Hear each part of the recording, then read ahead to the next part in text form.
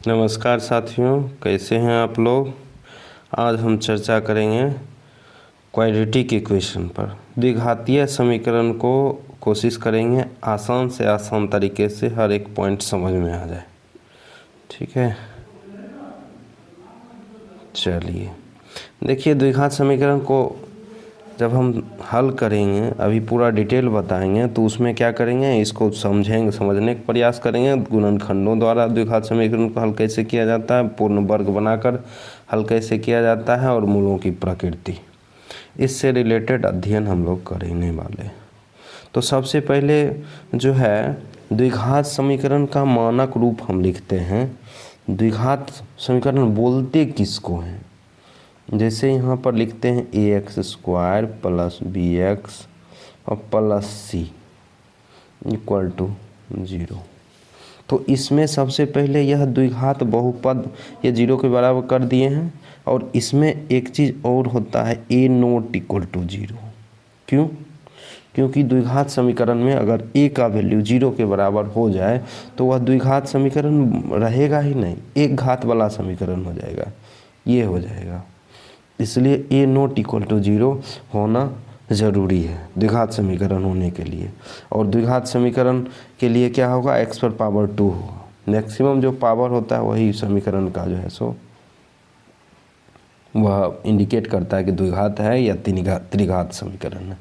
ठीक है, तो इस तरह से हम पहले इसको जांच करेंगे कि द्विघात है कि नहीं। तो इसको हम मल्टीप्लाई करेंगे, एक मिनट, चलिए मल्टीप्लाई करेंगे, इसको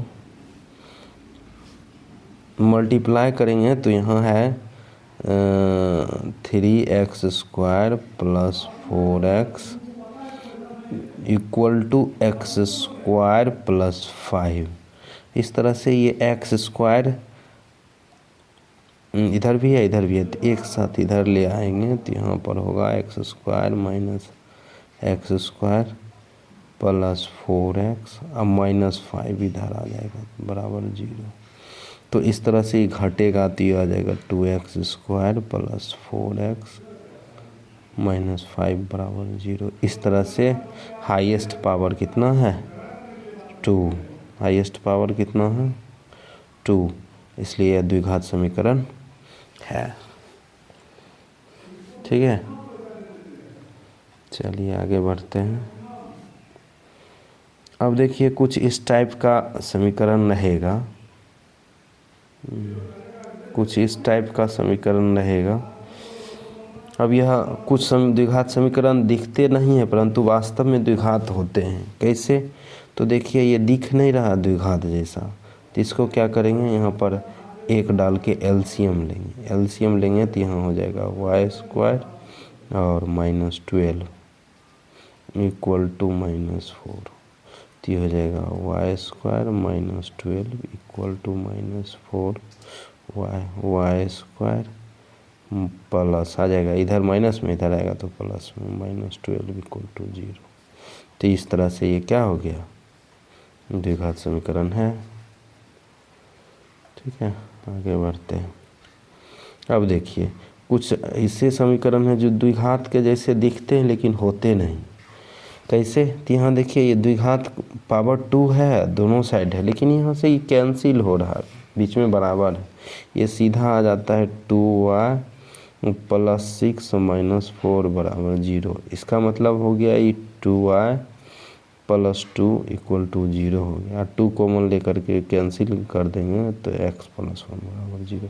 तो यह क्या है, एक घातीय समीकरण हो गया, रैखिक हो गया, इसलिए द्विघात समीकरण नहीं है। चलिए आगे बढ़ते हैं। अब देखिए, द्विघात समीकरण, तो द्विघात समीकरण के बारे में हम बता रहे थे। द्विघात समीकरण के बारे में बता रहे थे कि उसका standard form ax² plus bx plus c होता है। ठीक है, इक्वल टू 0। यहाँ पर a ≠ 0 होता है। ठीक है, अच्छा, इसमें क्या होता है, यहाँ पर a b c ये जो है ना रियल नंबर है,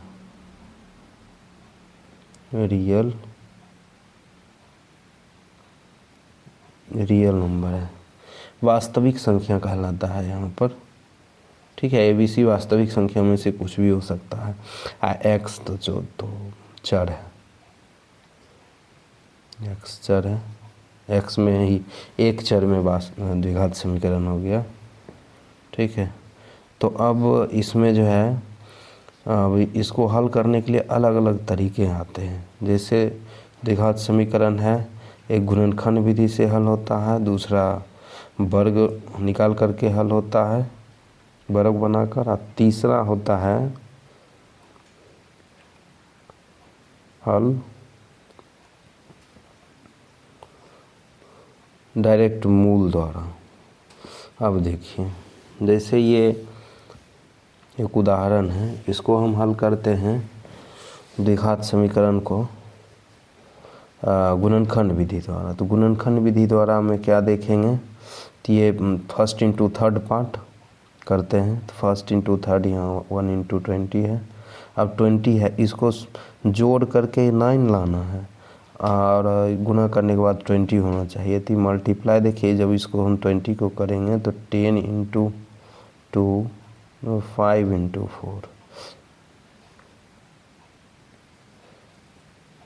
5 इंटू 4 ये मिल रहा है। इसका मतलब ये यही इसमें लगना है, यही लगेगा, ऊपर वाला नहीं लगेगा, क्योंकि 10 में 2 घट जाएगा, घटेगा तो 8 बचेगा, यहाँ 9 है। ठीक है, तो इसको करते हैं, इसको करेंगे तो यहाँ पर लिखना पड़ेगा -5 प्लस 4 इंटू एक्स। डिटेल करते हैं, कोशिश करते हैं सबको समझ में आ जाए। अब यहाँ पर क्या करेंगे, एक्स स्क्वायर ब्रैकेट खोल देंगे, -4x प्लस 20। अब यहाँ से कॉमन लेंगे, x कॉमन आएगा तो x -5 बचता है, यहाँ से 4 कॉमन आएगा, x यहाँ से देखिए माइनस बाहर निकाल लिए तो यहाँ पर क्या हो जाएगा, माइनस, ब्रैकेट खुलेगा तो फिर प्लस हो जाएगा, इसलिए यहाँ दोनों मिल रहा है, x -5 इंटू एक्स -4।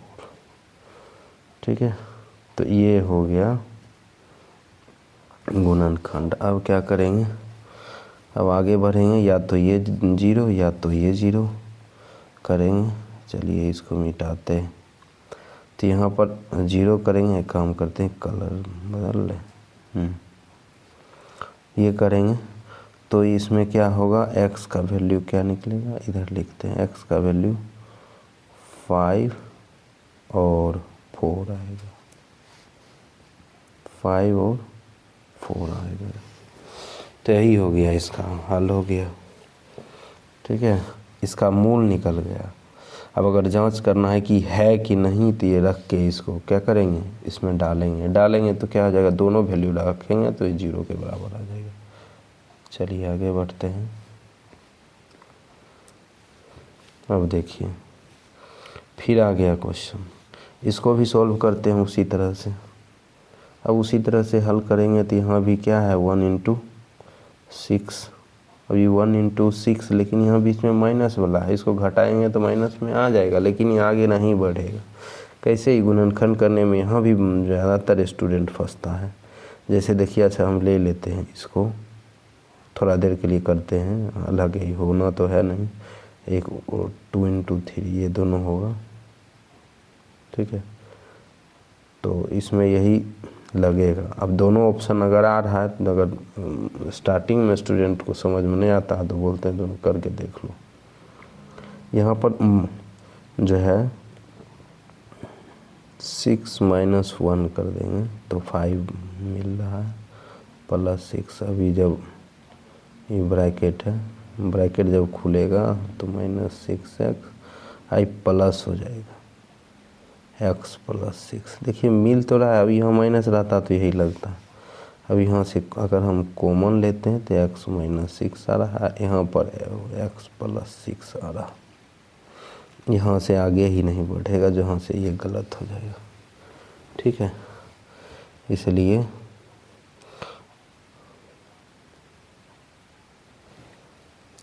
चलिए, इसलिए यहाँ पर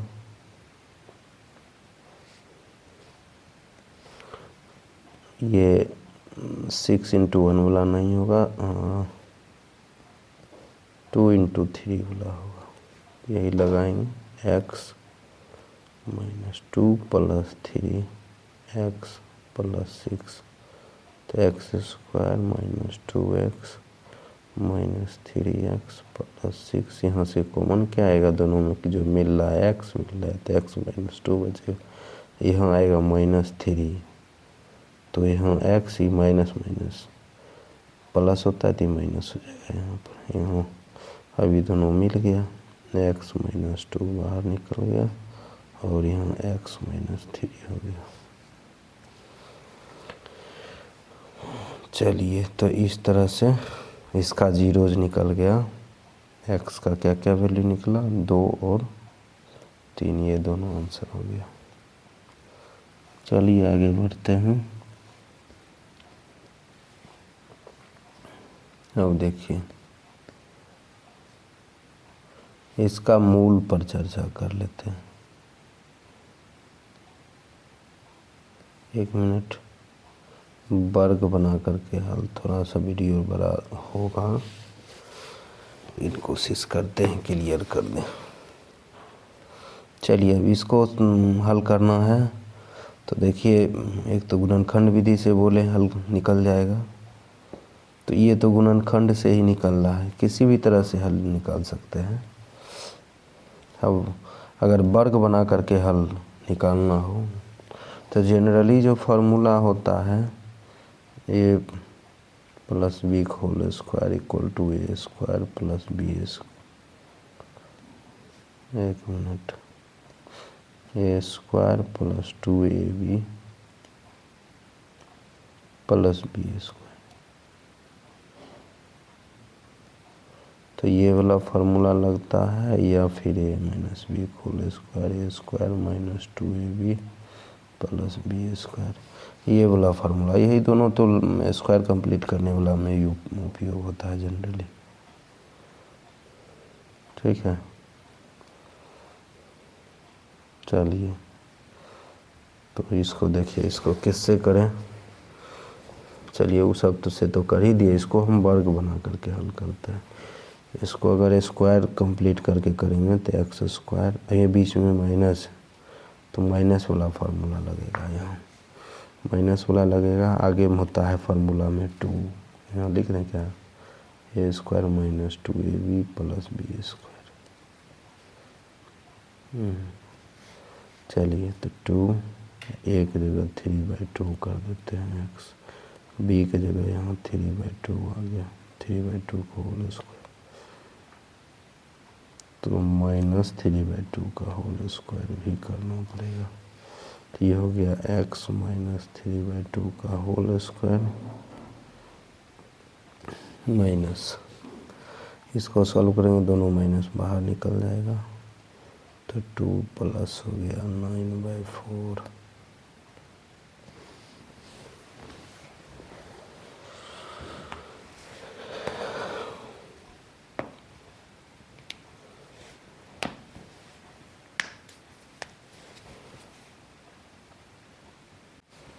चलिए आगे बढ़ते हैं, तो यहाँ पर हो जाता है x - 3/2 का होल स्क्वायर, और यहाँ आता है 17, इसको रूट कर देते हैं, /2 कर देते हैं, ओवर स्क्वायर कर देते हैं, तो a² - b² पर ही बैठ रहा। थोड़ा कलर चेंज कर लें, जगह थोड़ा कम है, तो a + b × a - b, तो यहाँ हो जाएगा, क्या होगा, x - 3/2 -√17/2, और एक और हो जाएगा x - 3/2 + √17 बाई 2 बराबर 0। अब अलग अलग जब करेंगे तो एक एक करके 0 के बराबर, इसको 0 के बराबर करेंगे तो 3 प्लस √17/2, इसको करेंगे तो 3, ये प्लस में उधर जाएगा तो -17 और बाई 2 दोनों में आ जाएगा। तो इस तरह से 2 रूट निकल गया, यही आंसर हो गया। ठीक है, तो यह हुआ वर्ग विधि से निकालने वाला चीज। चलिए आगे बढ़ते हैं। अब इसका मूल निकालते हैं। मूल के लिए जो है मूल जो है वही मेथड से निकलेगा, पूर्ण वर्ग बनाकर। चलिए यहाँ पर जो है इसका मूल निकालेंगे। मूल निकालने के लिए क्या करना पड़ेगा, तो ये स्क्वायर कंप्लीट करेंगे, वही मेथड से फार्मूला निकालेंगे। तो यहाँ देखिए, यहाँ है ax² plus bx plus c बराबर 0। तो इसमें a से मल्टीप्लाई करना होगा, क्योंकि यहाँ पर a² होता है फार्मूला में। तो हो जाएगा ax होल स्क्वायर 2 हो गया, यहाँ ab हो गया और यहाँ ac बराबर 0। अब देखिए a² हो गया, यहाँ पर इसको सेट करते हैं ax whole square plus 2, a के जगह है यहाँ क्या है ax, b के जगह क्या होगा b/2। तो यहाँ क्या करेंगे, b/2 को होल स्क्वायर कर देंगे, प्लस और माइनस भी कर देंगे, b/2 का होल स्क्वायर 2 है प्लस ac बराबर 0। ठीक है, तो इस तरह से ज़रा देखिए, यहाँ से लेके यहाँ तक ये हो गया है ax प्लस b/2 का होल स्क्वायर, और इसको जब बराबर की साइड कर देंगे तो ये 2 का स्क्वायर 4 है। तो ये हो जाएगा b² बाई 4 माइनस ac। अब एलसीएम लेकर जब लिखेंगे तो b² माइनस 4ac, अब बाय हो जाएगा 4। सही है। थोड़ा कलर चेंज करते हैं, जगह समस्या है। अब यहाँ पर क्या होगा, तो यहाँ जब ये स्क्वायर इधर जाएगा तो यहाँ पर आएगा ax, आप लोग लिख लीजिएगा कॉपी में, plus b/2 equal to √under b² minus 4ac by 4। तो यहाँ ax बराबर हो जाएगा माइनस b, रूट्स निकले plus minus b² minus 4ac, roots निकलेगा तो 2, एक 2 यहाँ भी है, दोनों जब साथ होगा ये से भाग दे देंगे तभी फाइनली आ जाएगा minus b plus minus √under b² minus 4ac अब बाई 2a। यही हो गया मूल। लोग देखिएगा, कॉपी में नोट करते जाइएगा, जिससे कि प्रॉब्लम नहीं होगा। एक पेज तो और था। तो फाइनली जो है सो निकल के क्या आया, x का value -b plus minus √under b² minus 4ac upon 2a। ठीक है, अब देखिए यहाँ पर इसको बोलते हैं डी, विवितकर बोलते हैं, इसका वैल्यू होता है b² माइनस 4ac। अब इसी पर डिपेंड करता है कि द्विघात समीकरण का मूल कैसा होगा। ठीक है, चलिए अब यहीं पर लिख देते हैं, अगर द्विघात समीकरण में डी का वैल्यू 0 से बड़ा आता है तो मूल क्या होगा, रियल मतलब वास्तविक, और अनइक्वल अनइक्वल अनइक्वल होगा। अच्छा, अगर d 0 से बराबर होगा तो ये क्या होगा, रियल एंड इक्वल, वास्तविक और समान हो जाएगा। अगर ये 0 से छोटा होगा,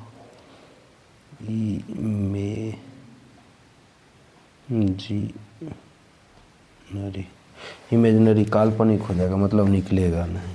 इसमें एक चीज़ ध्यान देना है कि रियल होगा जब हम ग्राफ पर बैठाते हैं तो वास्तविक और अनइक्वल यदि होता है तो एक्स अक्ष को 2 बिंदु पर कट करता है, और जब बराबर होता है तो एक्स अक्ष को 1 बिंदु पर कट करता है, और काल्पनिक जब होता है तो एक्स अक्ष को कहीं भी कट नहीं करता है। ठीक है, अब देखिए हल करना, अभी हल करना है इसको, तो इसको हल करते हैं हम। एक तो हम बताए गुणनखंड विधि से, पूर्ण वर्ग विधि से, अब इसको हम हल करते हैं इसी से। इसको तो स्टैंडर्ड फॉर्म लिखते हैं, ax² + bx + c = 0। तो यहाँ पर a का वैल्यू 2 है, b का वैल्यू 20 है और c का वैल्यू 3 है। अब देखिए इसमें जो है, जब हम हल करना चाहेंगे इस मेथड से तो करना क्या पड़ेगा, d निकालना पड़ेगा। d निकालने के लिए b² - 4ac करेंगे। ये जब करेंगे तो 20 का स्क्वायर होगा -4 × 2 × 3 होगा, तो 20 400 -3 दूना 6 चौक 24 हो गया, 376 हो जाता है। ठीक है, चलिए आगे बढ़ते हैं, अब जल्दी ख़त्म हो जाएगा। इसमें जो है यहाँ पहुँचे थे 376 आया डी का वैल्यू, मतलब डी का वैल्यू जो है 0 से क्या हो गया, डी जो है यहाँ पर 0 से बड़ा हो रहा है। इसका मतलब मूल जो है इसका रियल और अनइक्वल होगा। ठीक है, मूल रियल एंड अनइक्वल होगा। तो फार्मूला पर बैठाएंगे, x = -b ± √√b² - 4ac/2a। तो इस पर जब हम बैठाएंगे, रुकिए साफ़ कर देते हैं, डायरेक्ट बैठा देंगे। तो यहाँ पर क्या होगा, x = -b, तो a का वैल्यू है 2, b का वैल्यू है 20 और c का वैल्यू है 3। अच्छा, d का वैल्यू निकला था 376। तो बैठाएंगे -b, तो -20 ± √d 376/2 × a का वैल्यू 2 -20, ये देखिए हो जाता है 2√94/4। 2 को मूल्य कैंसिल हो जाएगा, यहाँ आएगा -10 प्लस -√94/2। तो यही आंसर हो जाएगा इसका।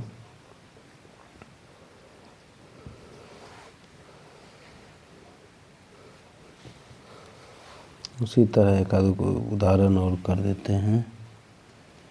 चलिए ये करते हैं। यहाँ पर क्या करना पड़ेगा, देखिए a का वैल्यू 1, b का वैल्यू -3 और c का वैल्यू -2। तो यहाँ पर फिर वही काम करेंगे, क्या करेंगे, तो d निकालेंगे। d निकालेंगे तो b² हो जाएगा, b² -4ac, c का वैल्यू -2, तो 9 हो जाएगा, माइनस प्लस 8 17 हो जाएगा। तो d का वैल्यू निकल गया ना। चलिए हम बैठाएंगे, तो x बराबर होगा -b ± √d/2a। तो देखिए -b का वैल्यू -3 है, तो सीधा 3 हो जाएगा, प्लस माइनस ये कितना हो जाएगा, 17 निकला था अभी, डी बराबर 17 निकला था। 2A आंसर ही हो गया डायरेक्ट ही। चलिए, तो इस तरह से अब देखिए इसमें बहुत से लोग मानते हैं कि बेबीलोनिया निवासियों ने सर्वप्रथम द्विघात समीकरण को हल किया था, लेकिन वास्तव में ब्रह्मगुप्त जो 598 से 665 ईस्वी तक ax² + bx plus ax² + bx = c के रूप में द्विघात समीकरण को हल करने के लिए व्यापक सूत्र दिया था।